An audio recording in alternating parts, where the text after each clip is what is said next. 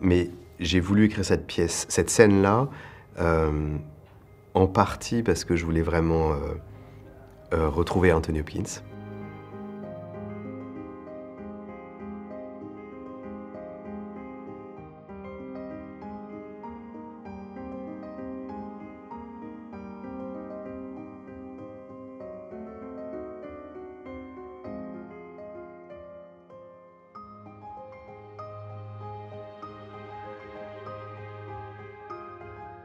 Ça s'appelle The Son, et pourtant, comme je disais, on suit essentiellement la trajectoire de ce père, mais à un moment, à la faveur de cette scène, on comprend qu'il est aussi un fils en douleur, et qui tentait juste d'être le père qu'il n'a pas eu quelque part, ou un meilleur père que celui qu'il a eu, et on se rend compte grâce à la cruauté extraordinaire d'Anthony Hopkins, qu'il arrive à interpréter sans trop de difficulté.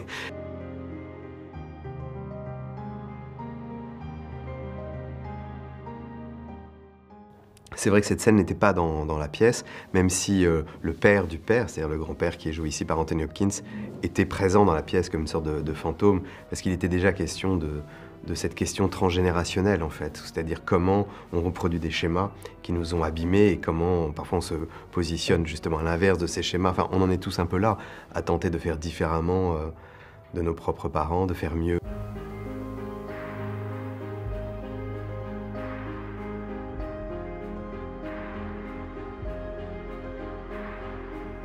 J'ai voulu écrire cette pièce, cette scène-là, en partie parce que je voulais vraiment retrouver Anthony Hopkins, mais aussi parce que je savais que j'avais envie de creuser cette piste du trauma transgénérationnel. Et on avait travaillé ensemble, Anthony Hopkins et moi, pour The Father. Ça avait été une expérience très forte, très belle, très émotionnelle entre nous, mais on ne s'était pas revus après à cause du Covid.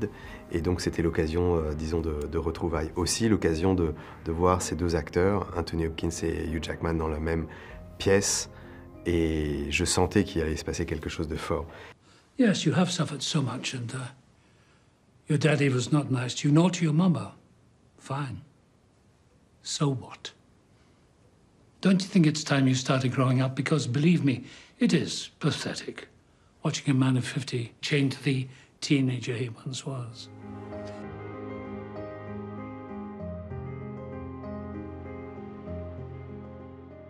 Après The Father, il y a tellement de gens qui sont venus me voir en me disant « mais est-ce qu'il va bien ?» Comme si il était lui-même en plein démence sénile. Et je disais « oui, c'est juste le plus grand acteur du monde ». Donc il y avait quelque chose de savoureux pour nous à jouer ici avec l'inverse de ce qu'on avait fait dans The Father, c'est-à-dire qu'il est à nouveau l'homme qui contrôle la situation d'une façon presque maléfique.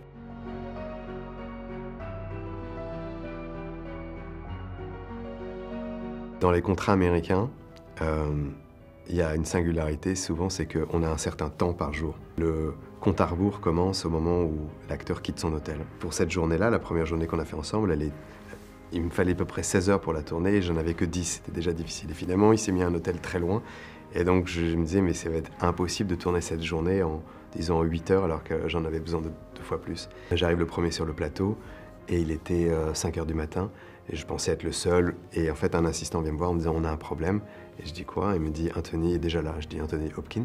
Il me dit oui, il est déjà là. Et donc c'est-à-dire mon compte à rebours avait déjà commencé et je suis allé le voir et je lui ai dit mais qu'est-ce que tu fais là?